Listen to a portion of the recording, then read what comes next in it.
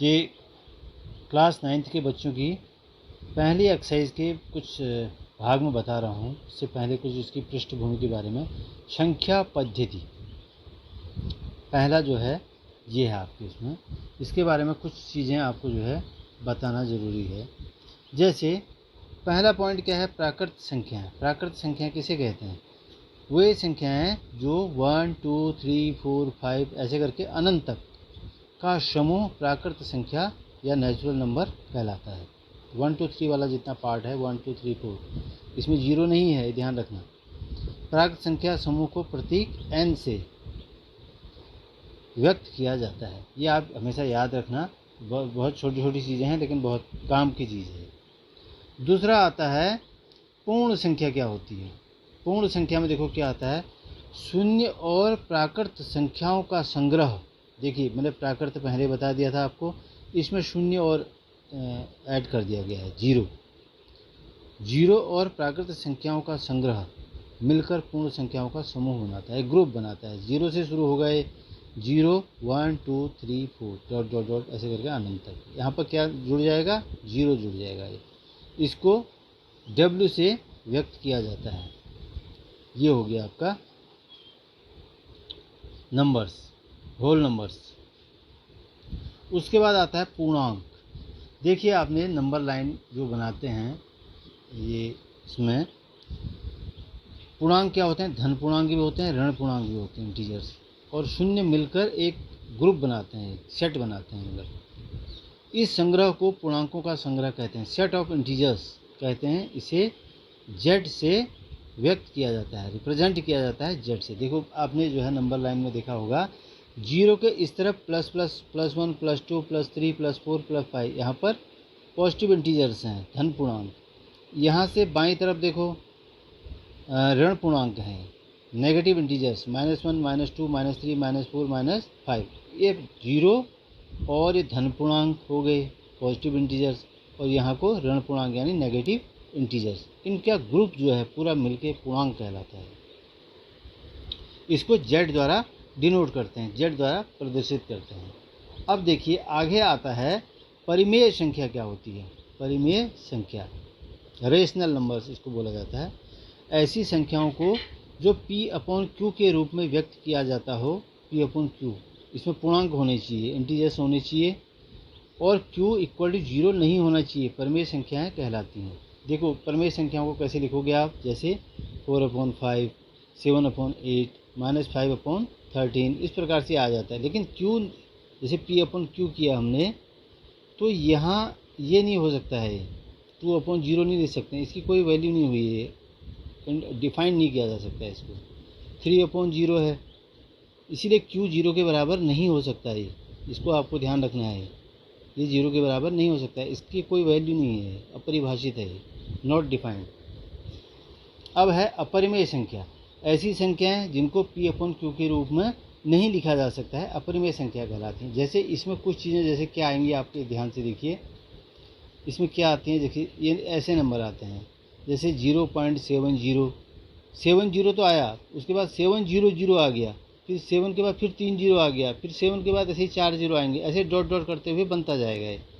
उसी प्रकार से इसमें भी है 3.14, 114, 11114, ऐसे करके डॉट डॉट करके बन जाता है। ये अपरिमेय संख्याएं कहलाती हैं, इसको P/Q के फॉर्म में नहीं लिखा जा सकता है, ये अपरिमेय संख्याएं कहलाती हैं। अब इसके बाद आगे बताते हैं आपको। अब देखो बच्चों, इसमें अगला पार्ट आता है वास्तविक संख्याएं। ये है रियल नंबर्स, इनको बोलते हैं। वास्तविक संख्या क्या होती है, सभी प्रमेय और अपरिमेय यानी रेशनल और इरेशनल हैं, संख्याओं का सम्मिलित समूह वास्तविक संख्याएं कहलाता है, रियल नंबर्स कहलाता है। इसमें परमेय संख्या भी होंगी और अपरिमेय संख्याएं भी होंगी। इन संख्याओं को क्या कहते हैं, वास्तविक संख्या कहते हैं। इसे किससे डिनोट करते हैं, किससे प्रदर्शित करते हैं, R से व्यक्त किया जाता है। अब देखिए हम आते हैं प्रश्नावली यानी एक्सरसाइज 1.1। पहला प्रश्न है, क्या 0 एक परिमेय संख्या है? क्या आप इसे P/Q के रूप में लिख सकते हैं, जहां P और Q पूर्णांक हैं। यहाँ पर बार बार बता रहा है P और Q इंटीजर्स हैं और Q is not equal to 0, Q 0 के बराबर नहीं है। देखो P/Q के रूप में हाँ लिख सकते हैं उसको, इसका आंसर कैसे लिखोगे, इसका हल लिखो यहाँ पर या आंसर लिख दो जो भी है।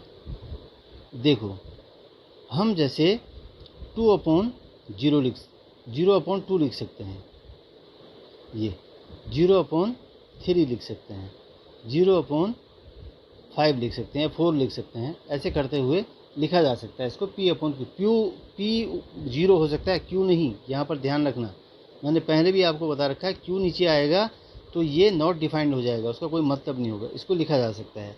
इसी प्रकार से हम और चीज़ भी लिख सकते हैं, जैसे 0/-1, 0/-2, 0/-3, ये P/Q के फॉर्म में आ गए। ऐसे ही इसका आंसर लिखा जा सकता है P/Q के फॉर्म में। 0 ऊपर रहना चाहिए हमेशा, P 0 होगा इसमें, और Q नीचे नंबर्स लिख देंगे। यहाँ लिखोगे आंसर, हाँ 0 को यानी 0 को P/Q के रूप में लिख सकते हैं,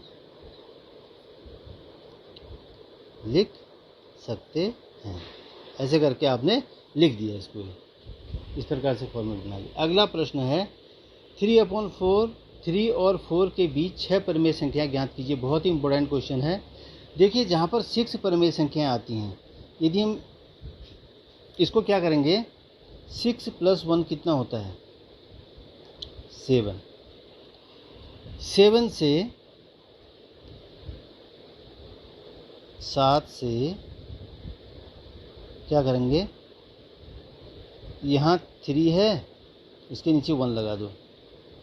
7 से हर वो अंश में, अंश न्यूमरेटर और डिनोमिनेटर दोनों में, हर वो अंश में गुणा करने पर,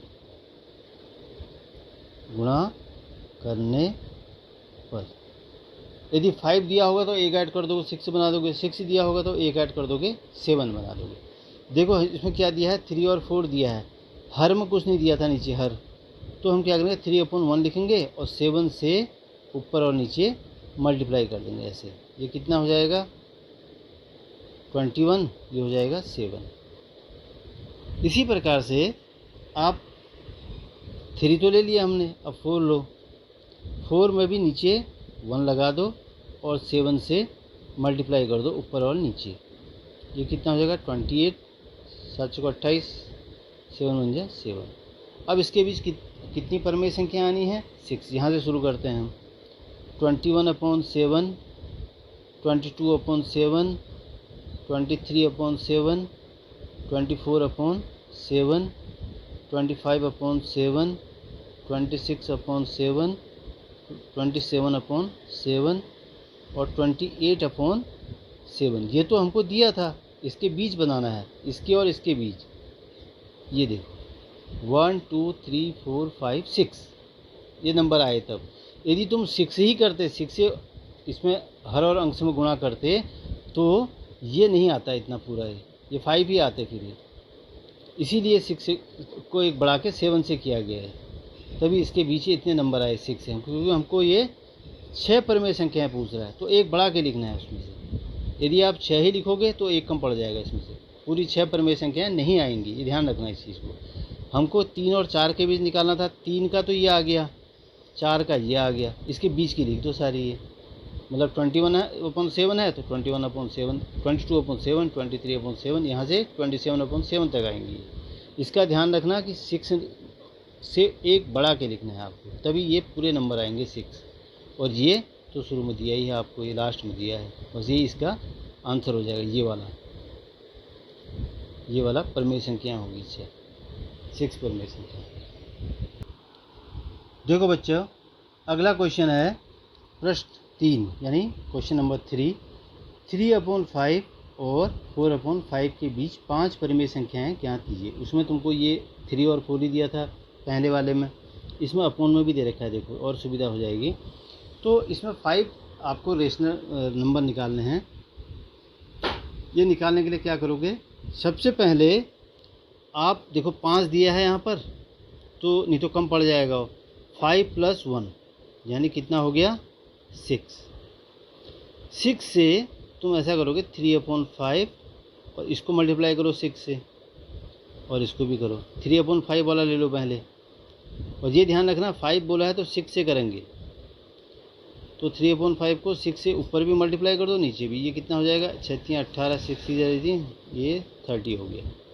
इसी प्रकार से 4/5, इसमें भी आप 6 से ऊपर नीचे मल्टीप्लाई कर दोगे, ये होगा 24/30।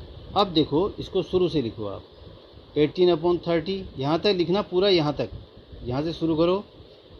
19/30, 20/30, ऊपर नंबर बढ़ते जाएंगे, नीचे वही रहेगा।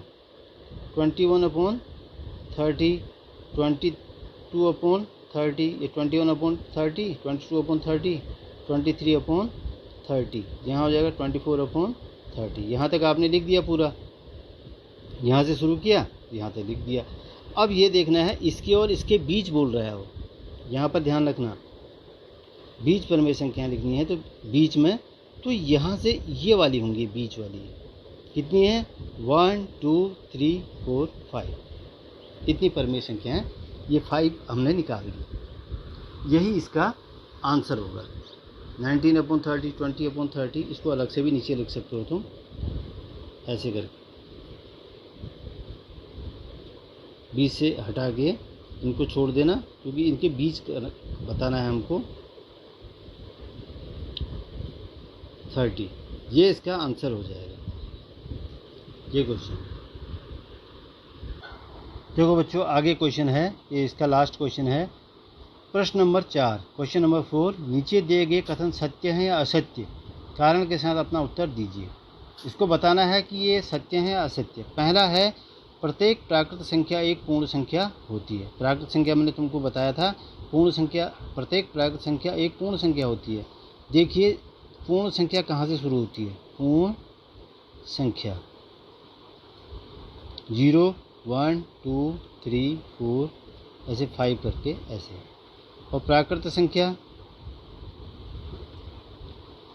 संख्या होती है 1 2 3 4 5 ऐसे अनंत तक।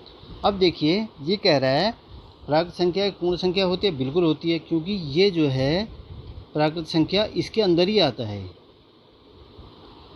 इस प्रकार से इसका आंसर लिखोगे, प्राकृत संख्या लिखोगे, प्राकृत संख्याएं पूर्ण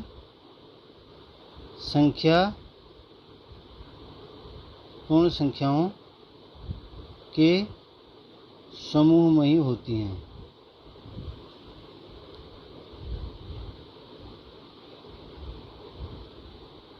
ये सत्य है कथन। अब नीचे देखिए, प्रत्येक पूर्णांक एक पूर्ण संख्या होती है, नहीं होती है, असत्य माना जाएगा, क्योंकि पूर्ण संख्याओं के संग्रह में क्या आता है, ग्रुप में, पूर्ण संख्याओं के ग्रुप में। इसका आंसर यहाँ होगा, इसका आंसर ये होगा। देखिए पूर्ण संख्या होती है कह रहा है, तो पूर्ण संख्याओं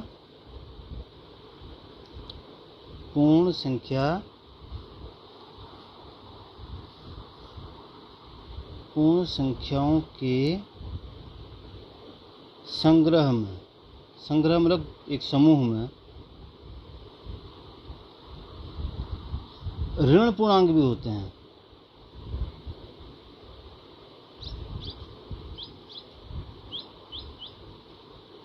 ऋण पूर्णांक भी होते हैं, तो ये असत्य माना जाएगा।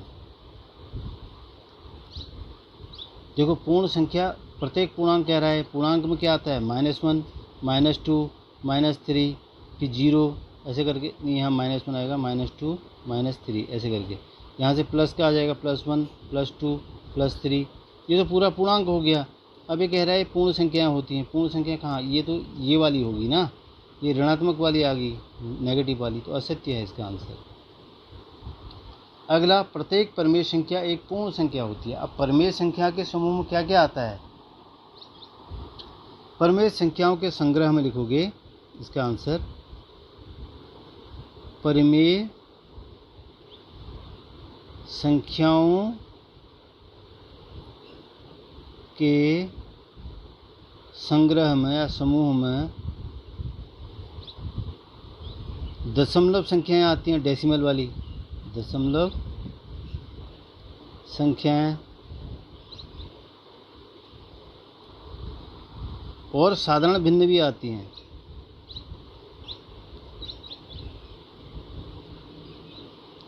साधारण भिन्न भी आते हैं।